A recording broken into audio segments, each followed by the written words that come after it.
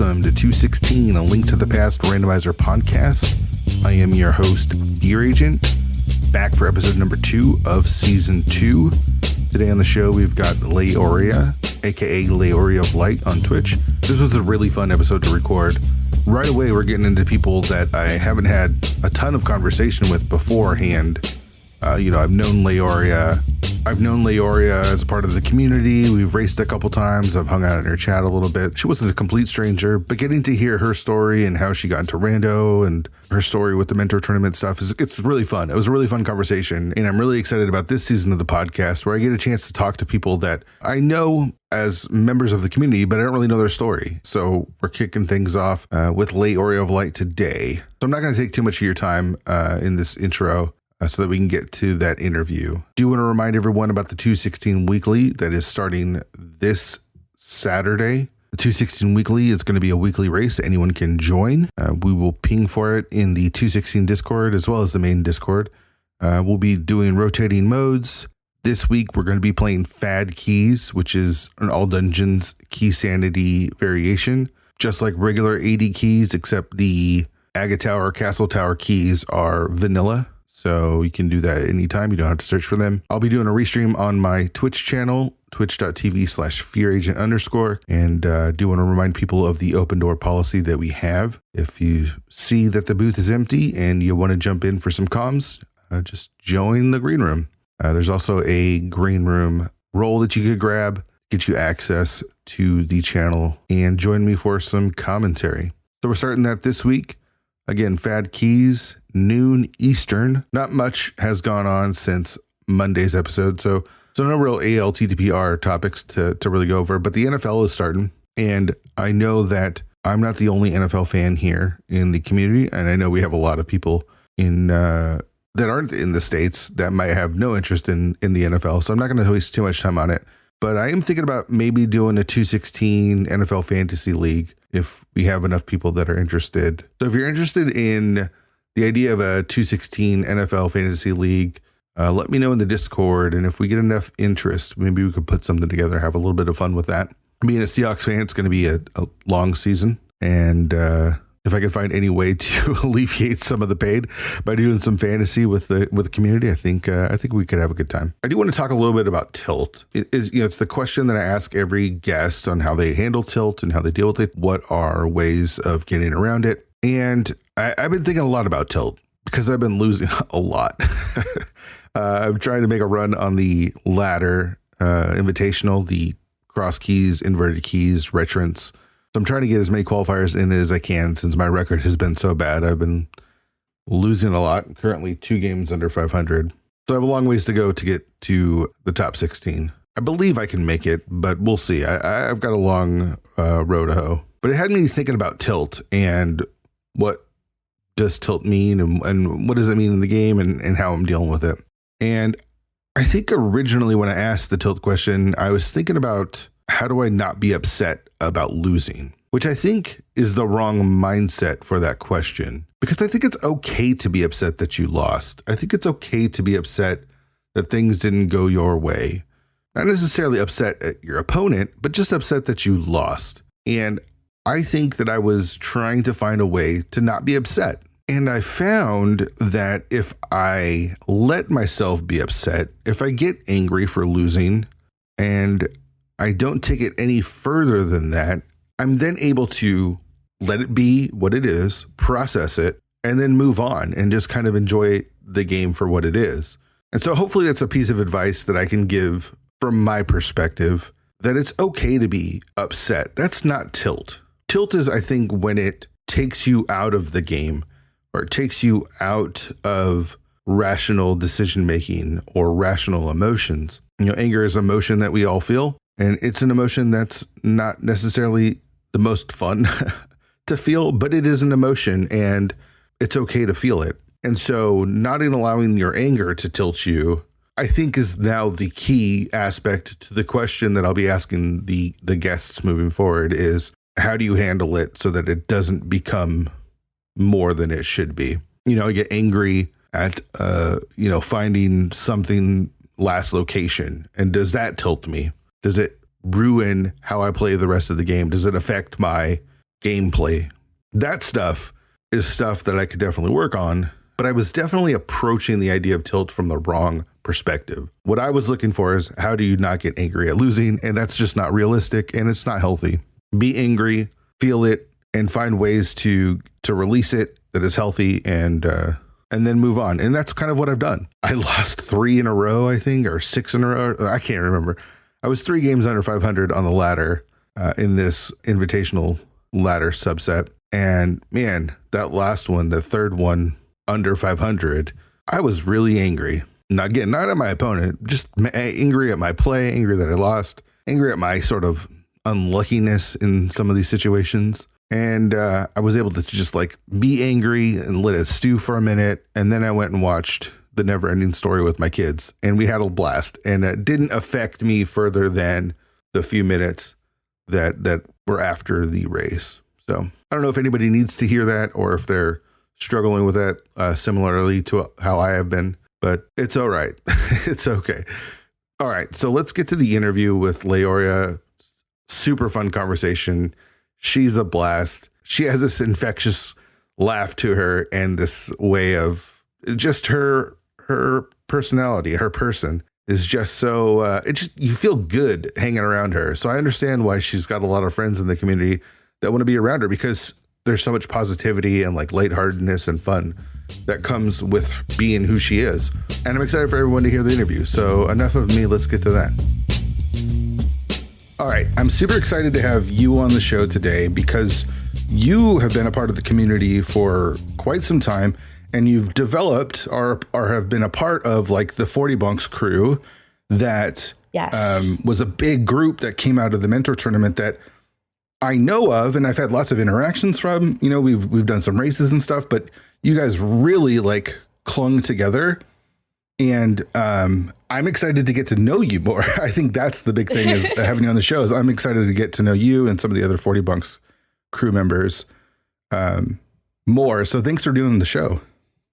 Yeah, again, thank you for having me. The whole 40 Bunks thing, it really was like that kind of like 2020 mentor group or mentee group, I guess. You know, at the time, CJ was streaming constantly and was hosting all kinds of mentee races. And, you know, that was the year of COVID also. So we were all like cooped up at home and whatnot. And it really created this awesome series of bonds, I think. Yeah, I love the fact that this game brings people together and like creates like real friendships. Like I could safely say, right, you and the 40 Bunks crew are close, right? Like you guys are actual like, friends, not just like we play the games together. You have become like friends. And you know, I've developed my friend group, and we all kind of develop people that we're close to. But I love that this old ass game can bring people together like that. Oh, 100%.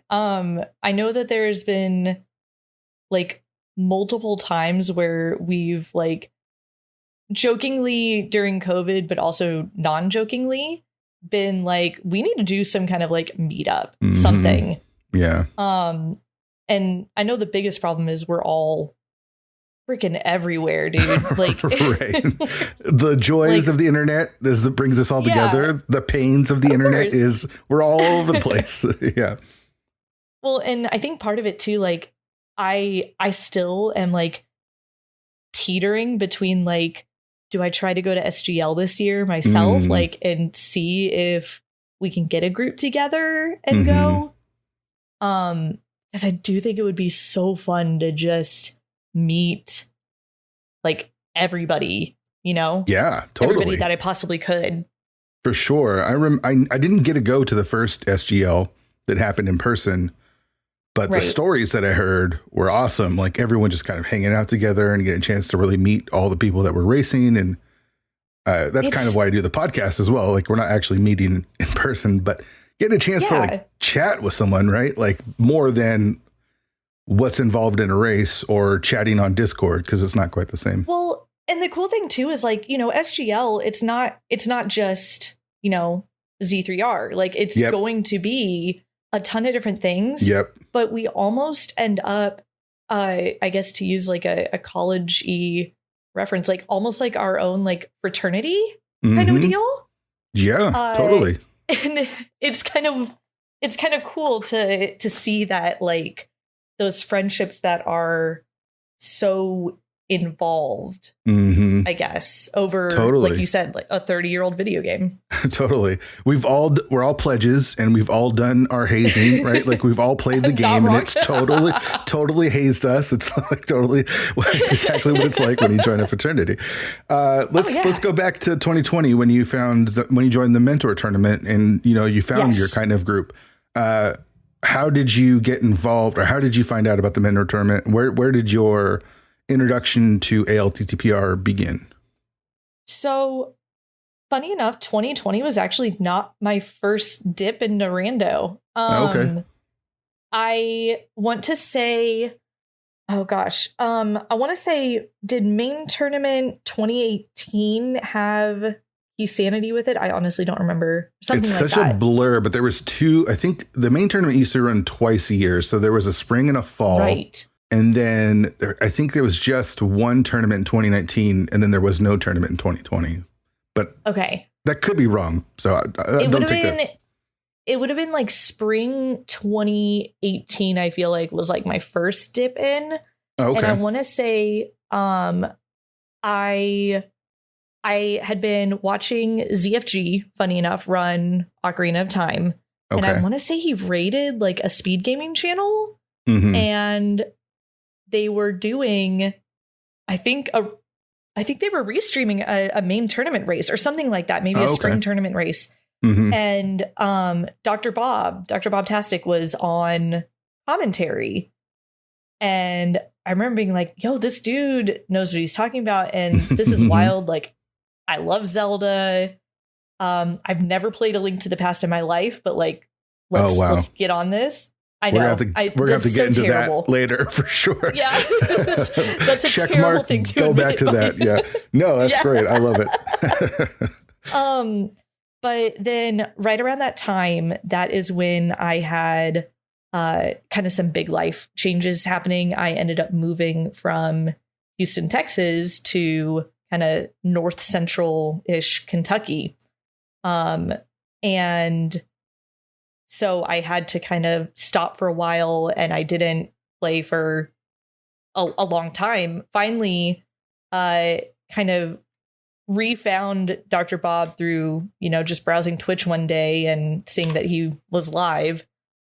And I think I brought up like, man, I just need some kind of like noob tournament, like something to just like teach me how to play this game and get good at this game, because I do want to. And he was like, you do know that there's a mentor tournament, right? No, I don't. Link, please. And so that kind of was the end of that. I basically told him like, I don't know if you really have a choice in this, but I'm gonna be like, you're gonna be my mentor. Okay, thanks. Nice. And did he mentor you that tournament? Yeah. It's like he was my mentor for all 6 weeks. Of group stages, and then in 2020 we still had mentors for the first couple races of brackets, I want to say. And Bob is a great dude. Like literally all of like what I've learned like routing wise and how to think about the game has come from him. The one thing that I will say that I do regret is not looking to other mentors as well. Sure. Getting other opinions, because everyone plays it a little bit different way. Yeah. Yes. And, I know that if I go and watch Bob play now, like I'm not going to have the exact same routing style that he does anymore, because over time your style becomes your own. Totally. And so I really do. I am so incredibly grateful for him, because it's why I'm here now. Yeah. but I do wish I had reached out to other people and gone a little bit outside of my comfort zone to be like, yo, hey, how do you play the game? Mm-hmm.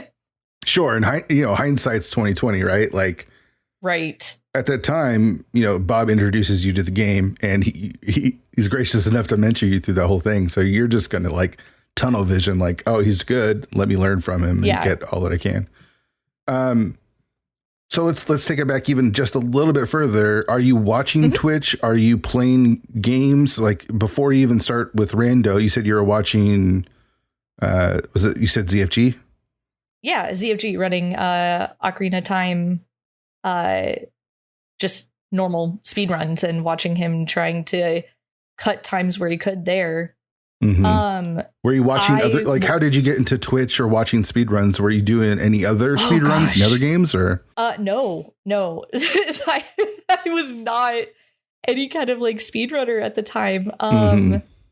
I honestly, thinking about it, I don't know if I remember what got me into watching him, truthfully. I think it was just like Ocarina of Time was my favorite Zelda growing up. And I think that because of that, there was that special place because of the nostalgia. Sure. And so I was like, oh, this guy is, the world record holder for beating it the fastest. Like, let's go check it out. Mm-hmm. As far as me streaming at the time, no. I think like every now and again I would try to do something, but not really. Was it Ocarina of Time related? Did you want to try to get into playing or streaming or? I don't even know where Ocarina of Time Rando was at this time. I don't know how long ago it goes back.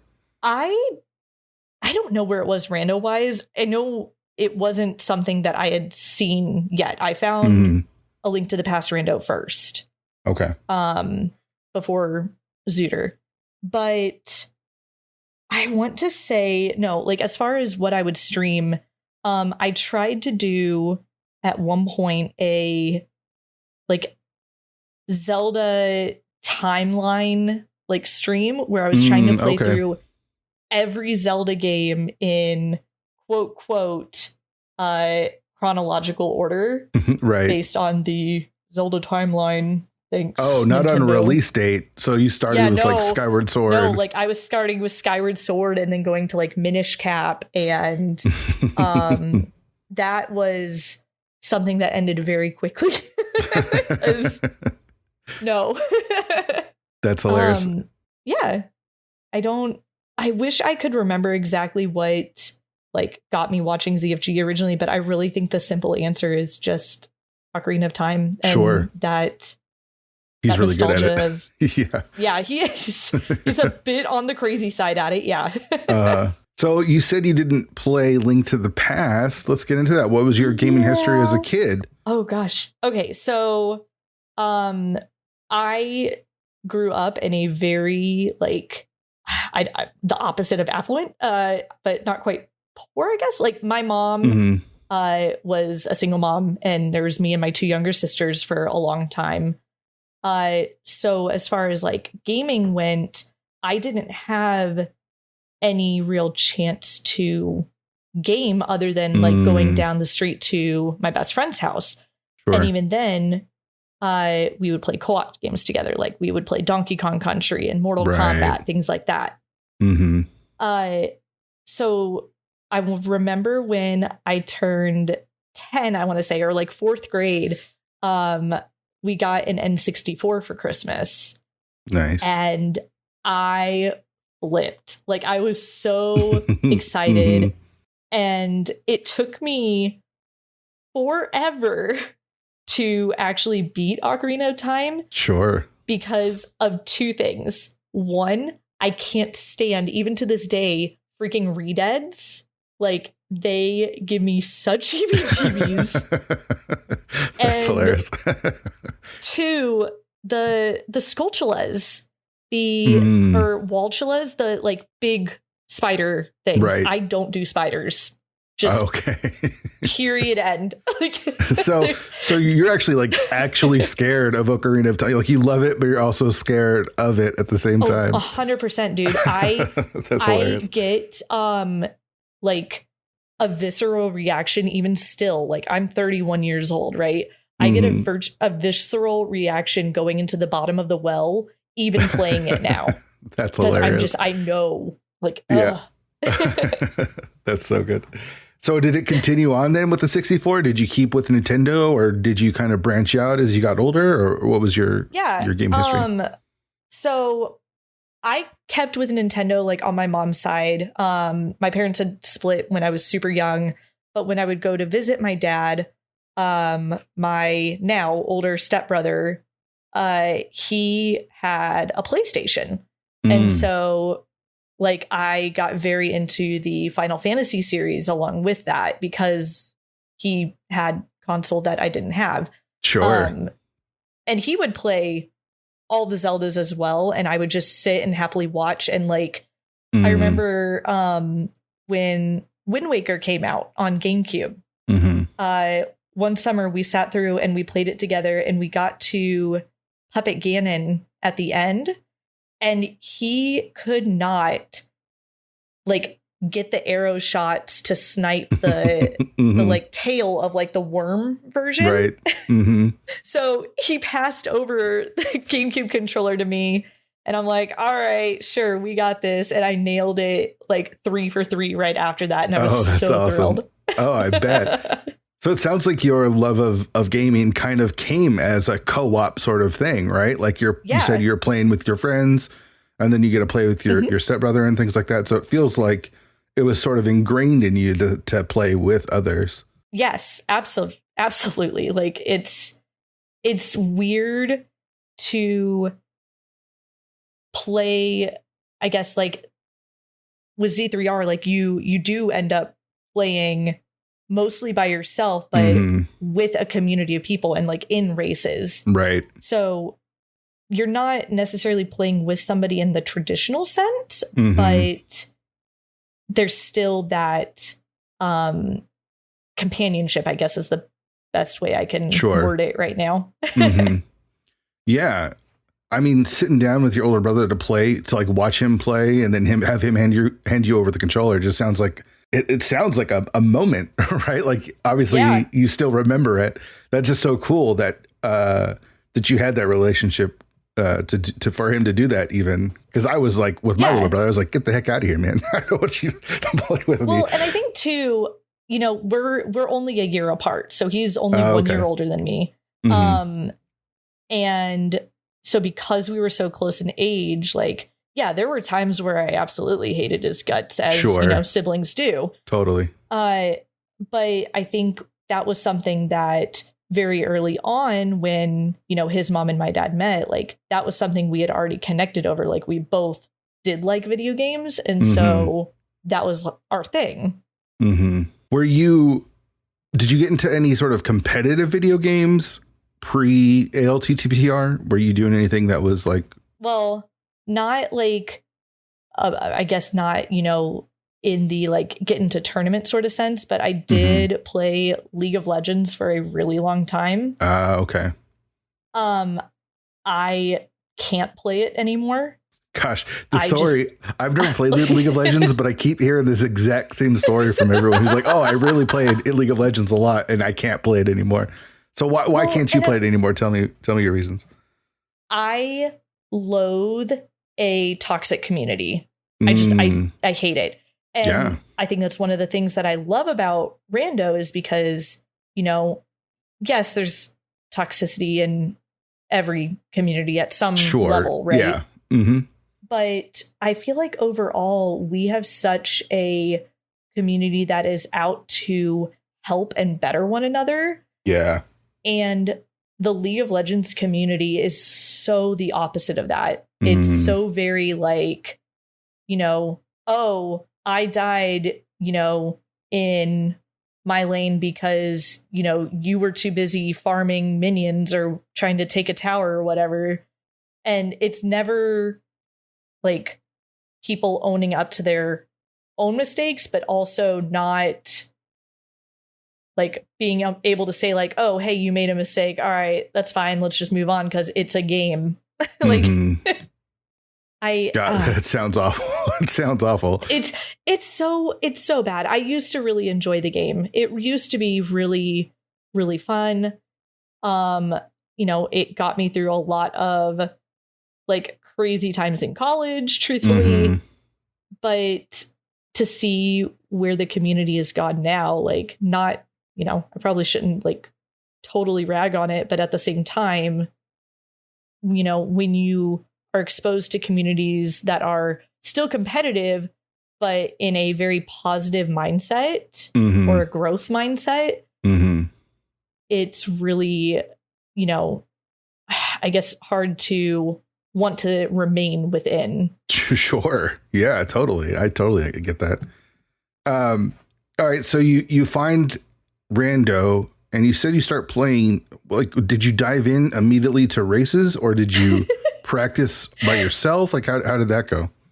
Oh, man. So I want to say I did a couple seeds by myself. I'm thinking back like super far, like 2018 back. Mm-hmm, I want to say I did a couple seeds by myself.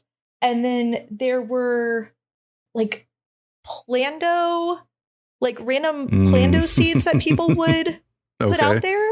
Uh-huh. And I remember one, I don't know why this stuck with me so bad, but it was back when like Plandos were like, not like our current Plando tournament deal where it's, each runner picks a spot for an item or whatever, but the entire seed is crafted with some sort of theme in mind. Mm-hmm. And there was one that I played that was named After the Fact. The idea behind it was you had the item that you would get, or like the item that you would find next would be in a location that was like, you wish you would have had it right before that. So like, for example, like boots in Spiral Cave sort of deal. Mm-hmm. Like, just like, man, I really wish I had had those, 2.5 seconds ago. Right. Yeah. But I want to say there was one that I did and I got restreamed on.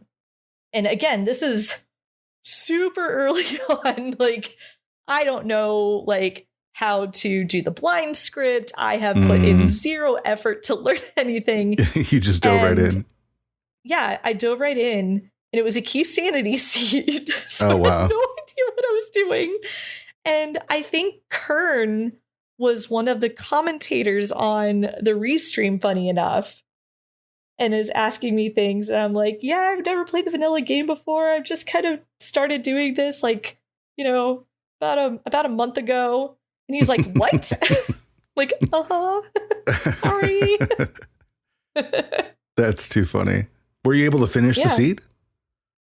I think I ended up finishing it later or off stream or something, or I got really lost about trying to find a key. And like during the interview, they mentioned where it was. Mm-hmm. And then I got it and then tried to finish it out. I honestly can't remember though. Sure. That was so long ago. It feels like. So how long did you play until you kind of took a break from it? I want to say, like I said, that was spring 2018. I think I stopped playing around June because that was when we were packing everything up and getting ready to move. And I was doing all the job interview and application things. So real life happens. Yeah. Yeah. As it does. Totally. Imagine needing a job. What? Yeah, totally. So you take time away, you move, and then you find, sorry, I'm kind of getting confused a little bit. Then you find Bob, or how did you find Bob the mentor? Again, find Bob again. Back on Twitch. Yeah. Just browsing through Twitch, see he's streaming, pop back in and be like, I miss playing this, but I want to get good at it. Like I need some kind of like noob tournament. And that's when he brought up the mentor tournament. Yeah. Okay. So then you get introduced to the Go Mode podcast. You get introduced to all the people playing in that mentor tournament. And looking back at now, that mentor tournament is stacked with now would be ringers. It's like name some of the people that you're the Scooples and Vortexes of the world. Right. And so who was in that mentor class? It was you and Scoople and was Kazed in there and CJ? Kazden was there. So me, Scoople, Vortex, so Vortex of Doom, McMonkey, Gray Corvid, Garrison, Kazdin, Winfox. Oh gosh, I feel like I should just go to 40 Bonks and just start scrolling down the list. It was like everyone in 40 Bonks, basically, right? Yeah. Irritable Penguin. I want to say we also had Fred, aka Durf, who is now going as Dapper Worm Man. Dapper Worm Man. Words are hard. Phone, please. Darity. Like, there's so many. It's the who's who of random today, right? Like, that's really what you're naming. It's like the big time names. So where in that mentor tournament, what is it during the middle of COVID, the beginning of COVID? Where's it at as far as the timeline goes? I know like where I'm at. So I teach, we had schools shut down March 2020, like literally the week before spring break. Right. Mentor tournament started, I want to say May of that year. Oh, okay. So early right in the thick shutdown. of it. Yeah. But right in the thick of it. Yeah. Yeah. So I think that's part of the reason why there's so many, as you said, ringers from that group, because there was so much more time to just play the game. Yeah, totally. And grind. Yeah. Yeah.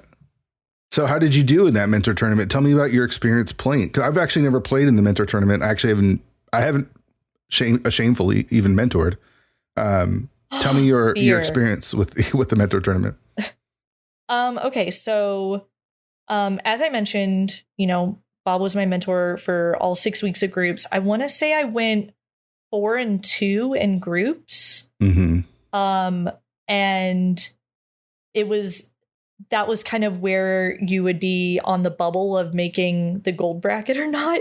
And I was terrified watching all these other races that had implications for my tiebreakers, basically. Trying to see, like, am I going to be in tempered sword bracket? Am I going to be in gold bracket? What's going to happen? I have no idea. Ended up getting gold bracket, I want to say seeded like 14 or 15, somewhere in there. And then the very first race, I was racing Fred, or Dapper Worm Man, and I was rocking and rolling. I went to GT through the TR portal, and Fred ended up going through Super Bunny, and he found the silver arrows in Super Bunny along the way. Oh, wow. So ended up passing me because of those silver arrows. And it's still like something that every now and again, like, we'll bring up just to like kind of like tease or mess with. Sure. But like, yeah. And it was one and done then. There wasn't a best of three situation. So lost that race and was immediately out, and it's like, womp womp. Okay. Was that the first mentor tournament, by the way? Second, I think. There was. Okay. Yeah, because there was the group that had, I want to say, like Amerith, Oro, Black Wax, their kind of mentee class or class of 2019. We were the second, I want to say. So, okay. Gosh, that means this year's the fourth group. Wow. Yeah. That's wild. So what are your thoughts about the mentor tournament? Because it seems like an awesome way to, you're probably a little biased because you did make an entire Discord friend group of people, but your thoughts about the Go Mode mentor tournament. I will say that the friendships that I have made, like with that mentee class, are the best that I could ask for in a group of, strangers on the internet and virtual friendships. Right. Yeah. I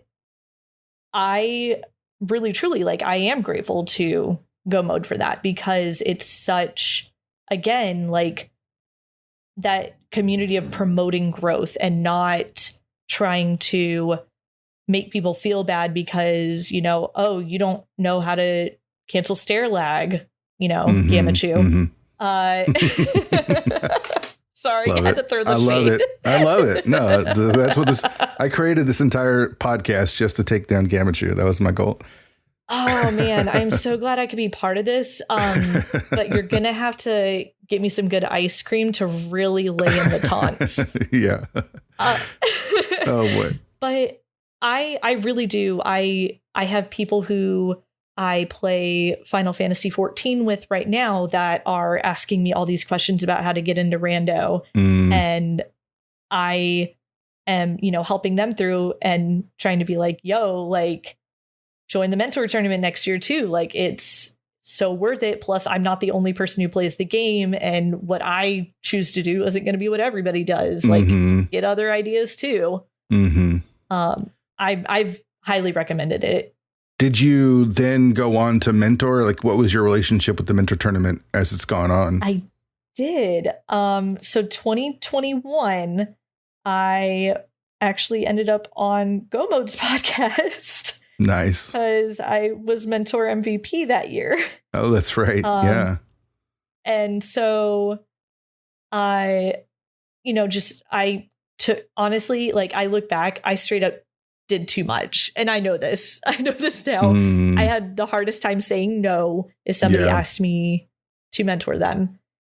And I want to say, oh gosh, I don't remember the exact number, but 30 something different races mentored, I want to say. Wow. It was a lot. I know at one point I mentored 3 races in one day. And I told myself never again. Wow. Never again, dude. Yeah. Yeah, it's hard when you love something and you're passionate about something. Yes. That you don't throw yourself. I know I have the exact same problem. I do too much. And then next thing you know, I'm completely burnt out. Well, and that was kind of my problem is like this year came around and I had just kind of truthfully like hit a slump within my own playing. Like I was feeling really, really bad and negative about my own relationship with the game as the mentor tournament was starting. And so I ended up DMing John Snoo, who's a mod for the tournament, and I've known him for years, being like, yo, dude, like, I think I'm going to take a break this year from mentoring. Like, I need to get my own stuff together this year and focus on me and playing my game. And it sucks, but I do feel like I made the right decision this year to do that, to take that step back. Yeah. You have to look out for yourself. Like as much as you love doing something, if you overextend yourself, then it just becomes a job and becomes, it could really stress you out. And yeah, I get it. I totally get it. And I think part of it too was, I've had kind of like a weird school year this year as far as like having to kind of fight for some like teaching positions within the school. And so I think part of it too was after this year, which had been a hard year, I think part of it too was I was also just kind of teacher burnt out for the year. Like I wanted that break from, teaching people anything, like even a video game, Yeah, totally. So because you are a teacher, did mentoring become kind of natural for you? I think so. I mean, I feel like that is a question that like people who I mentored would probably be able to answer better. I know. I felt like it came natural. I felt like there were absolutely things that I felt comfortable talking about and teaching about without any concern. And I didn't have a problem with being like, hey, this is something you can do better, being constructive with feedback and things like that. Yeah. Which I feel like some people get dodgy about that sometimes, like they're afraid of upsetting somebody. Totally. It's hard. I mean, criticism is tough. Like learning how to take, critiques and not take them personal is really tough. I've done art my whole life, and when someone tells you like, everything that you just drawn is wrong, it's like, no, they're not attacking you personally, but it's hard not to take that personally. Yeah, it's right? hard not to. Yeah, absolutely. So you actually got you're a music teacher, right? I'm not putting you too much on the spot. Yes. No, you're fine. Like I said, open book. So you actually got into the MSU creating business a little bit. Oh boy. I had a feeling this was going to come up. Yeah. Totally. So I did the 8-bit MSU, 8-bit rock MSU that people have enjoyed. And I remember getting a message from you asking about that. And you went and took it. I just took the 8-bit universe music, so I didn't create anything. You, on the other hand, took it a step further and created your own MSU. Can you tell us a little bit about that MSU and what the process of making it? And oh yeah.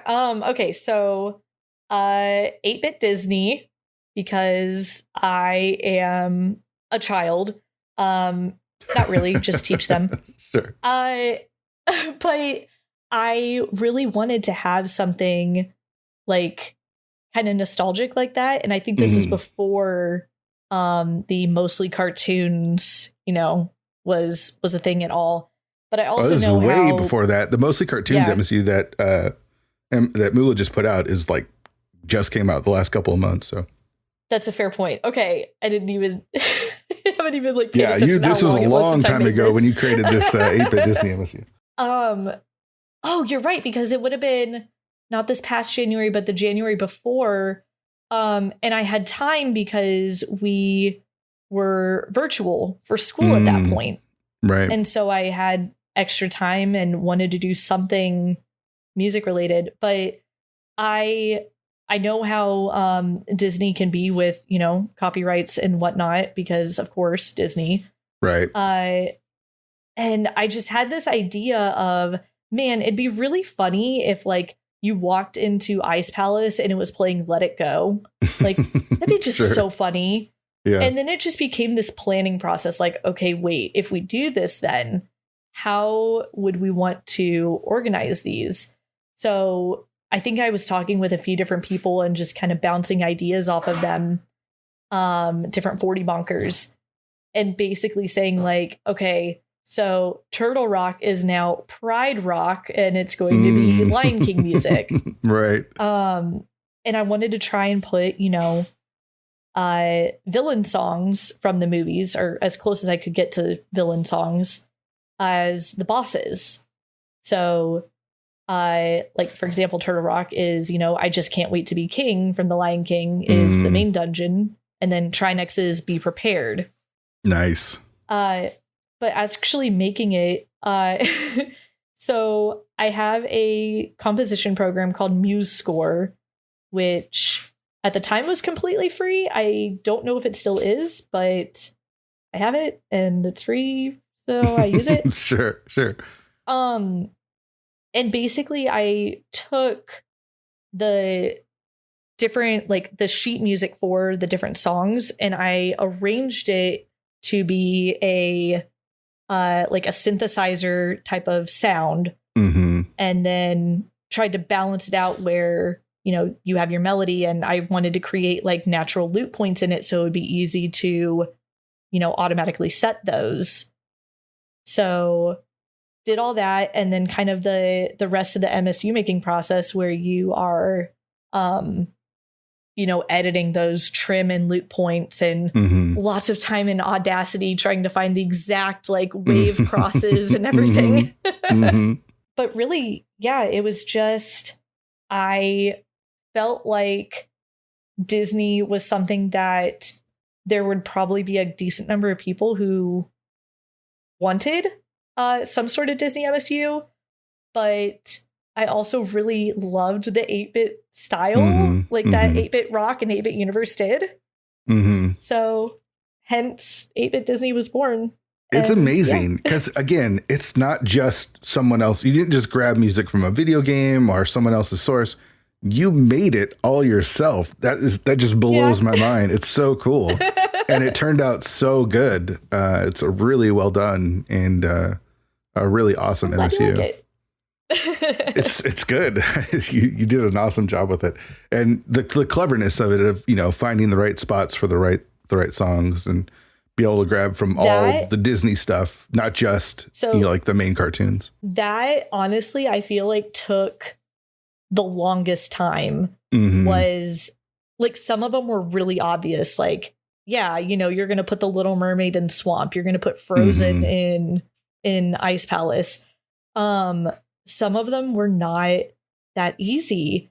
I had no idea for the longest time what I wanted to do with Eastern, right? Like, you've got Aladdin in Desert Palace. Like, again, some of them just make sense. Yeah. And then I think, oh gosh, I don't remember why, but I think I want to say it was Garrison, maybe. Somebody suggested DuckTales, and I might have lost my ever-loving mind at the idea of walking into Eastern Palace and you just get that bop going. Like, it's totally such a good song. It is. It really is. That's so awesome. All right. So back to like actual playing the game. Where did you go after the mentor tournament? I want to say after mentor tournament, we had a couple of like in between tournaments. Like, I want to say there was a co-op tournament that started up not long after, where I teamed with Winfox for that. And we got summarily crushed because we just didn't know what we were doing. So sure. Yeah. And then League was the next big one. Which season of the League did you join? Was it season 3 or? Oh God. Yes. Please Clap was season 3, I think. Okay. Because it was Please Clap. Oh gosh, yeah. What was your team? What was the Please? I'll look it up. What was your team for Please Clap? It was Kaysden, Winfox, and I for Please Clap.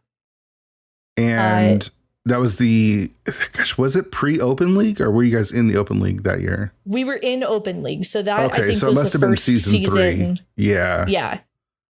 I want to say that was the first season that Open League was a thing. Yeah. And you guys actually made the playoffs that season. We did. And then I want to say we got beat by Boomer Friendly. So Dawn, Scrub, and Leviticus. If I remember correctly. All right. So tell me about your first experience with League and how Please Clap formed, and also why Please Clap. Why the name? Yeah. Yeah. Okay. So all 3 of us were, again, in that 2020 mentee group. We were already like talking a bunch on the side anyway about just the game, and we were doing pickup races together and whatnot. And it kind of just made sense to be like, yo, do the 3 of us want a team? And that's just what happened. The name itself came from, I want to say, one of Oro's Jackbox nights that they host. Right. And we were doing the the robot rap battle game. And I want to say Kaysden had been trying to type something and ran out of time, so it autofilled. And the autofill ending was just Please Clap. So nice. We all just died. I don't remember the context of why it was so funny, but we all just lost our minds and decided like, all right, that's it. We're taking it. That one's ours. That's great. Yeah. So what was your experience that first season? Did you enjoy the team? Did you enjoy playing the League? What was your thoughts on the League? I love League. And I think it kind of goes back to what, you had mentioned earlier about how, playing with other people was such a prominent thing for me growing up. And so I want to say like that first League season, I was terrified, first of all, because I felt like I was, and I still feel this way, and Jesse and Kaysden would yell at me for saying this, but I still feel like I'm like the weakest link on our team, rando wise. And I'm okay with that. It's something that I've like dealt with my own things, and I know that, I know where my weaknesses are. I know where my strengths are. So it was terrifying in a way to play. And I remember that season we were in the same group or the same division as Boomer Friendly. And I want to say it was also Hyrule Track and Field. So that would have been Jetters, Tabby, and Scruff. Yeah. And it came down to, I think for Track and Field and us, it came down to week 7. And we still had, like, it could go either way for either of us because we had split. We had the same exact record going in, and it could go either way. And so we ended up winning both of our co-op Enemizer races fairly handily, but it still didn't matter, I think, because if I remember right, maybe it wasn't that we were even, but Track and Field was up on us by 1 or something like that. But we had the tiebreaker. I don't even remember. There was something weird about it. So you guys ended up at 10-4. They finished 8-6. They lost their last 2 races. Yes, to Skewed by 6 Cubed, right? Yeah. Yep. And so you guys won by 2, those last 2. Yeah. I remember it being like a very stressful situation. And if Skewed had not won at least one of their races, I think that we were out of playoffs at that point. I see. Yeah, you guys were tied going into week 7. Then you guys won both your races. They lost both their races and got into the playoffs. Yes. Yeah. So that's where the stress was. Yeah. It never feels good to be like fully relying on other people to assure you getting into like the next step forward. Yeah. But it was such an exciting time too, because we knew like, we're brand new to the game and we're making playoffs our first showing. Like, this is huge. Like, let's keep going. And then we lost the next round. The next round, yeah. Boomer Friendly was not an easy out. It looks like you went 0-3. I still get salty about that race against Dawn every now and again because I totally goofed myself in it, and I know I did. Yeah, it looks like you lost by just over a minute. Yeah, I goofed. I was ahead, and I forgot how to route Ice Palace for a good moment there. I didn't hit the switch. I hit go mode, pulling bow from, I want to say, Icebreaker chest, and forgot that I still needed the big key because I hadn't hit the switch.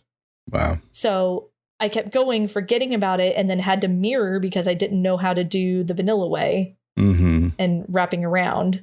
So that was an adventure, to say the least. Sure. But then you come back season 4.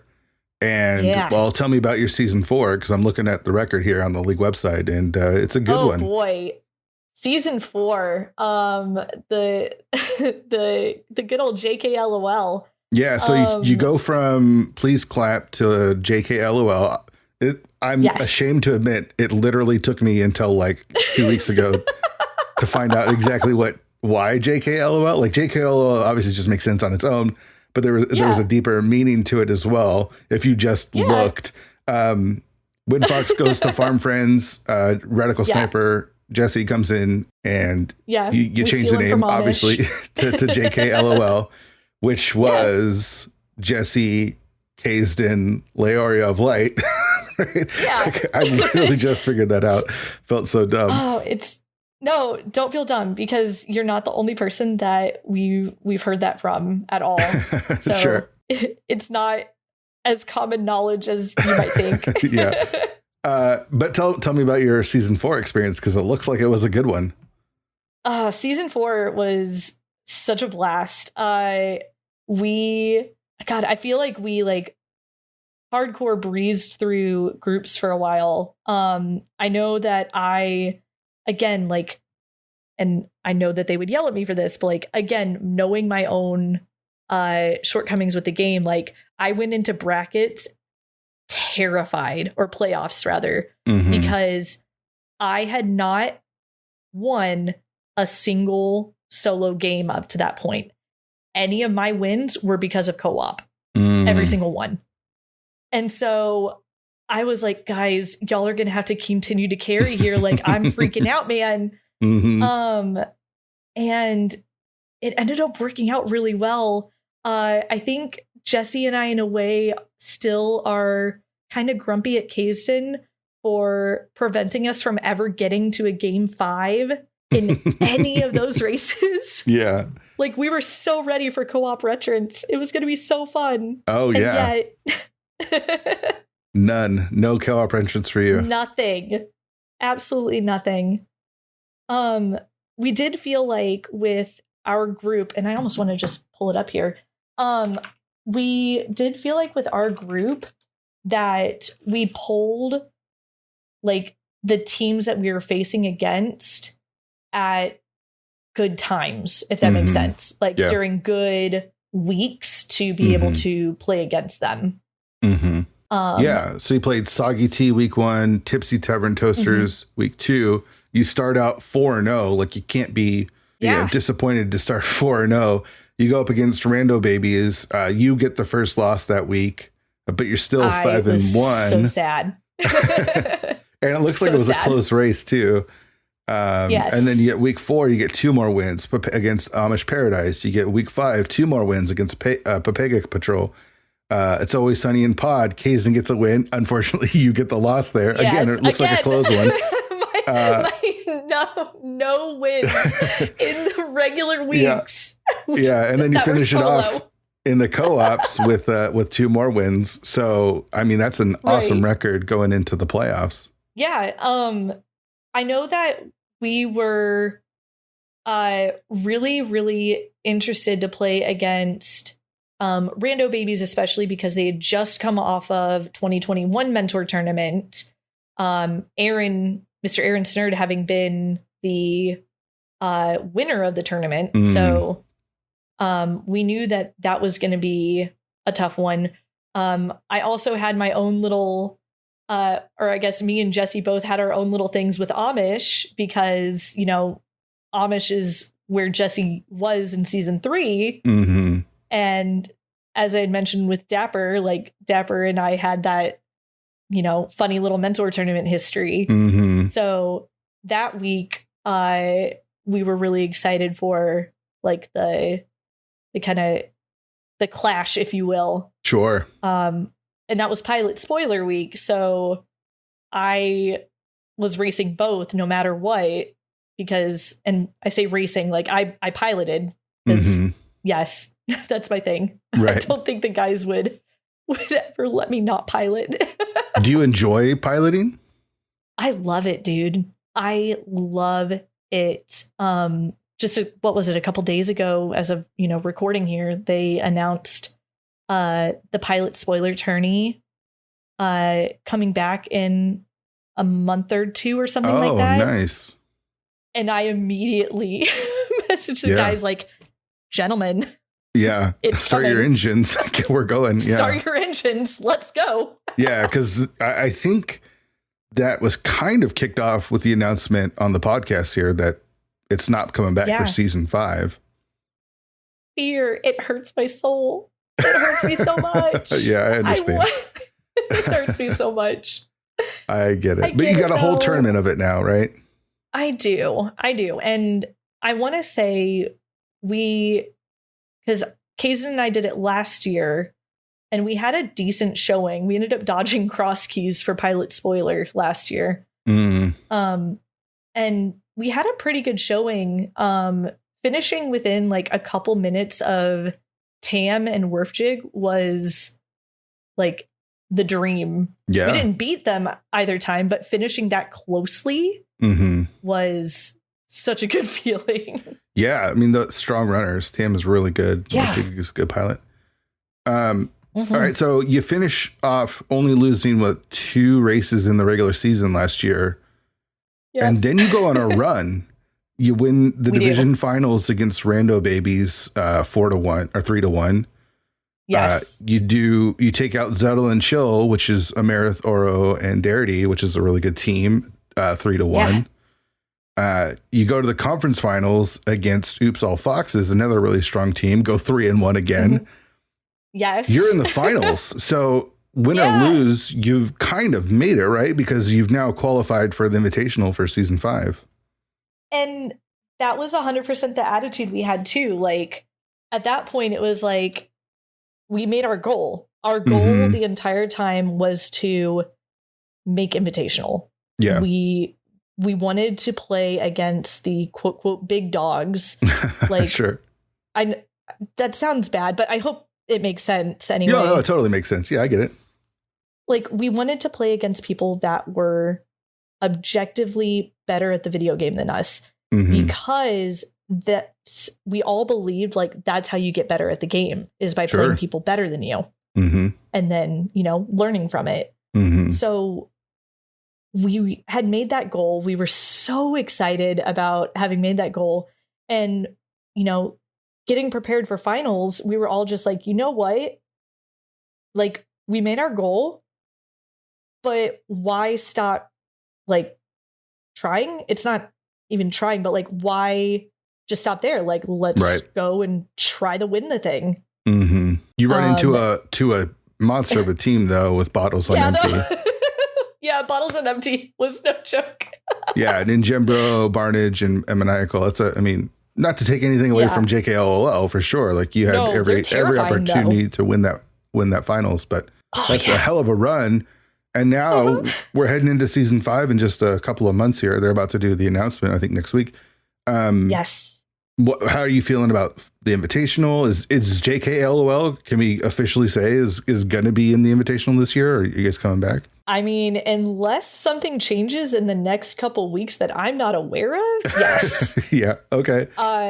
Like, we've already, we're looking to change up our logo. Jesse has a buddy who has done the artwork for his stream that he is reaching out to.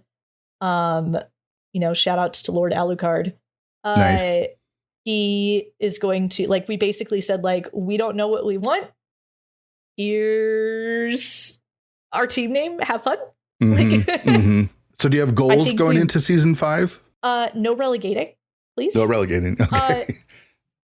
That's really, truly, we just want to have a good showing. We don't want to have gotten this far and, like, crap our pants over it, like, for lack of a better descriptor at this point. Like, we want to show that, we deserve to have gotten here, that all of the practice and hard work that we were doing, it wasn't show. It wasn't just, we had an easy time in open league or whatever, because we didn't, but that's the myth, right? That open league is easy. That's so not true. There's so many good runners. True. Yeah, there are. It's insane to me for somebody to be like, yeah, open league's, free. Like, no, it isn't. No, it's not. No, there's so many new runners coming in that are really good. Yes. There's people that weren't on invitational teams that are just kind of in the open that, the right circumstances would probably be invitational, but there's only so many spots in the invitational. So, you got to do what you got to do. And the community is just good. It's exploded. It's totally exploded. It's exploding, not just in number, like not just in quantity, but quality too. Like, we have so many good runners, and it's amazing, but it's also terrifying.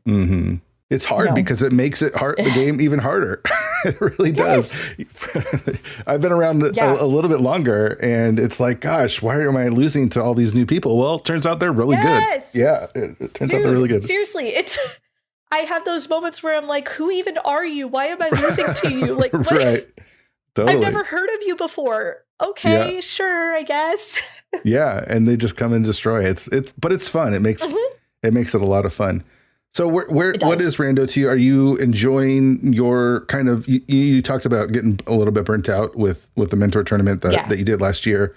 Where do you see Rando at right now? Do you enjoy the growth? Are you, I don't know, just kind of tell me your general thoughts about where Rando is. Yeah, no, I'm back into a much more positive headspace with Rando than I was, just even a couple months ago. Mm-hmm. I am currently in 2 tournaments. I'm in the Kaz Boots tournament, which I'm not going to be in for very much longer, but still. Yeah. And I'm in Cross Keys. I didn't dodge it this year. I really do. I love this game. Dude. Yeah. Like I think part of it is, yes, it's a 30-year-old video game. Yes, there's things about the game that are going to be the same, but every single time it's a big puzzle. Mm-hmm. And I love being able to find the pieces to solve it. Yeah. And I don't see that changing anytime soon now. Like it's so good to have that positive feeling about the game again. Yeah, I'm not gonna lie. Totally. Yeah, totally. I love your positivity towards the game. Like when I watch you play, you seem to be having more fun than anyone should be having fun playing this game. Like you really do. It feels like to me, at least from an outsider's perspective, that you just are having so much fun. It's very like infectious. Oh, I try. There's definitely times where like I want to pull my own hair out in the game, Sure. and I'm not afraid to let those moments show. Mm-hmm. But I really do. I think in general, I really do try to be a positive person, like just in life in general. Mm-hmm. That's not to say that I'm not without, like my tough moments, because Mm-hmm. everybody has them. Totally. Yeah. But I think too, what is so important is if somebody comes in who has never experienced the game before or experienced, Zelda before, mm-hmm. and I'm not like the hugest streamer. I barely stream anymore as it is. In fact, it's a joke with my team that, racing would require me streaming. But yeah. I want somebody who, if they were brand new and they randomly saw me streaming one day, I would want them to want to play the game because of the reaction that I give to the game, I guess. Mm-hmm. Yeah. And I kind of hold that true with teaching music as well. Like I want my students to have an enjoyment of music because it can have such an effect on people, and because of the positive experiences with it. Mm-hmm. And that's how I feel about Rando as well. Mm-hmm. They're both hand in hand. Sorry, well, really philosophical. No, it totally shows. It comes across when you're streaming. All right, so we've got a couple of like general questions from the Discord that I'm going to ask you as we wrap this up. Okay. From Mr. Angry Pants wants to know, do you have any pre or post race rituals that you do? Okay. Pre-race, if I'm streaming the race, I have my intro music is Gangplank Galleon from Super Smash Brothers, I think, or something like that. Okay. And it's just like, it's a fun hype me up song. Uh-huh. The whole like hello thing that is always going to be my little intro. I jokingly, and this is so silly and embarrassing to admit, I jokingly created a like prayer to Pendant Helma that I don't actually like respond or say, but part of me really wants to just like add it in now for the freaking hilarity of it. Sure. I will say the one Kaz Boots race that I won recently against Zelga, like I kind of like in my head thought about it, and part of me is like, maybe I need to be doing that more. Yeah. Let me ask you this. Sorry, because you bring up Pendant Pod. No. And oh boy. Pendant Pod is very synonymous with Laoria. How did that come about? Where did that come from? Oh my God. I don't even remember how it came about, dude. It's just kind of been with you forever. Yeah. And I really don't know. It definitely was after Mentor Tournament.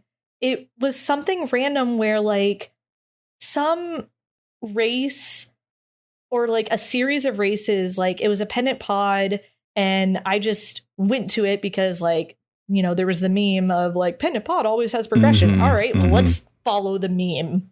Let's just buy in. And it was working, like it was paying out. So then I decided to create these arbitrary rules for pennant pod. Like, pennant pod is always the answer, but it's never Helmasaur. Unless it's green pendant, then the answer is Helmasaur. Like, that's awesome. It's such a goofy, arbitrary thing. Sure. But it's worked in weird ways. Sure. It's a great thing to manifest and to create and it to be your thing. I love it. I will say, like, I enjoy whenever like there is some kind of restream happening and I happen to be watching and like I might be lurking or say a random thing. But I love when there is a pennant pod and I get like a weird satisfaction seeing people in chat being like, somebody call Leo or whatever. Like, it is good. Gosh. Dr. Earworm asks, when, if ever, did you have the moment where you thought, I'm actually good at this game? And has that feeling lasted? You know, like maybe a week ago. Oh, really? Really? I mean, I've already said this a couple times. Like, I know my limitations with rando. I know my strengths. Like, my routing, I feel like, is my strength. My execution is not my strength. And if I would actually just sit down and practice it and get somewhat consistent, maybe it could be better. But imagine practicing. Lol. I still don't necessarily really feel like I'm good at the game, but I have good moments with the game. I guess is the best way to say it. I'll say it. You're good at the game. I'll say it. Thanks, Fear. Gas me up a little bit. I'll take it. you are good. Well, and I think too, you know, I kind of have to remind myself, and the guys have to remind me this probably more than they should. Like, I joke that the two of them absolutely carried me into Invitational. And I stand by that to a degree. Like, I look at, you know, our weeks 1 through 7 record. And like I said, like, our only 2 losses during that were me. And so, but I also like have to realize like the weeks that were still not exactly easy, we won because they were co-op and because I had some kind of influence with that. Totally. 100%. And you're totally discounting the fact that co-op is just as important as the solo races. Yeah. Right. And that is kind of my strength within League. Like, I play well with my team. Like, I play well working with them. The 3 of us have a really good rapport with one another. And it's, I personally may not necessarily have the biggest self-confidence of my own rando playing ability, but I believe that I am on the track, I guess, if that makes sense. And if other people want to disagree with me and say I'm good at the game, I won't say no, but also. You have also teammates that I know believe in you, right? Like, I know they believe in you. And I mean, you are really good at this game, despite what you say about yourself. I get it. I constantly downplay my strengths in this game. It's hard to like see yourself as good, but I'll say it again. You're good. During that slump, like, I don't want to get too down, I guess. But like during that slump, like, I straight up told the guys, like, I really, like, I'm just not able to play the game. Like, if I were you guys, like, I might look for another teammate. Like, I want you guys to do well in Invitational. And I feel like anybody, like, there's so many people in 40 bonks. There's so many people that, you know, we know that are potentially free agents that would absolutely jump at the opportunity to play with you guys. And both of them basically were like, you need to shut up right now. It's not happening. You're not being replaced. Like, it's just not happening. And they were so incredibly supportive. And I really do love my team. Like, they are the best teammates I feel like I could have asked for. Yeah, that's awesome. And that's why I created the league, right? Like, I love that feeling of working together and playing the game together, because the game is so isolating at times. Yes. Co-op takes that away and just makes it so that we're having fun. And it's just, I love the fact that the league is able to bring people together and create real relationships out of that. That's like one of the things I'm most proud of with the league. I really, and I know I haven't like necessarily like ever said it to you, because but I really am grateful for you having created the league. Like, it really has, like you said, like the relationships that have been created because of League. I would not have the same relationship with Rando that I do today if I didn't have those relationships as well. Right. So, I mean, I attribute that fully to the League. I think that means so much. It really does. I'm proud of the League, and I'm proud of, I feel like a proud papa in a way, like bringing all these kids together and having a good time. So, all right, we're over the time. I hope you don't mind that. It's not your fault. This keeps happening where I just keep talking to people, and it's like, we could go for like 2 hours. We're going to wrap up with the question I ask everyone, and that's about tilt. How do you handle tilt? Oh, what's your approach to tilt? Do you get really tilted? And what's your advice for me on handling tilt? Oh, man. Okay. Yes. Tilt is 100% a thing. It hits in kind of the weirdest ways. For me, it's always something execution based. Like, I die on a boss that I absolutely shouldn't be dying on, with gear I shouldn't be, having any issues with. It's hard to break out of tilt once you've allowed yourself to get into it. One of the best pieces of advice I got was just breathe. Just stop. And like, I will take a second if I'm having a moment, even if it loses me a little time in game, like just stop for a second. And I will literally like close my eyes and like inhale, exhale, just to try and get that shakiness and, just pure tilt and awful feeling out. And it doesn't always work. I won't pretend that it's like the perfect cure. Yeah. But it is honestly the best advice I think I've been given about tilt. Just stop and breathe.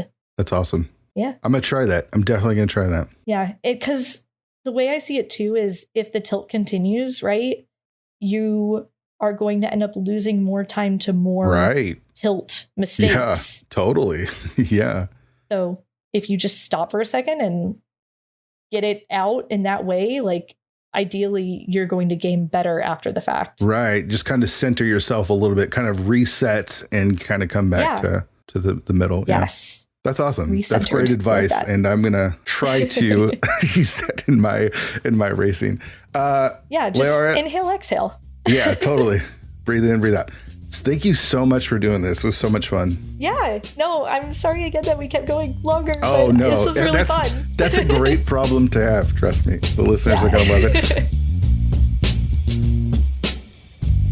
I may end up having to extend this podcast to be more than a little over an hour, just because some of the conversations, I don't want them to end. And this is another one. I was having such a good time with Laoria and was looking at the clock and realizing, oh man, we're a bit over, but it's almost better just to keep going because we are having such a good time. I don't know. We'll see. Thanks again to Laoria for coming on the show and just bringing her positivity. I'm all about the positivity.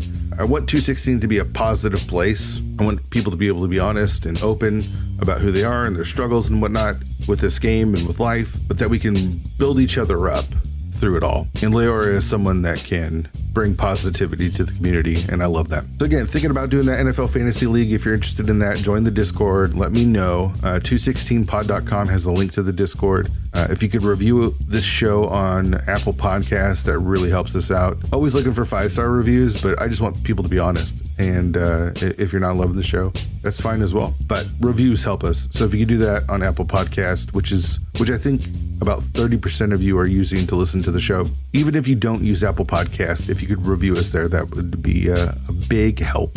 Subscribe where you can. Apple Podcast, obviously being a big one. We're all over the place, though, so you can subscribe anywhere. Next episode on Monday is going to be with Arier. Not going to lie, I was a little intimidated talking to Ari, not because of his personality, because he is super nice and very upbeat and very generous with his time and knowledge and just a good dude.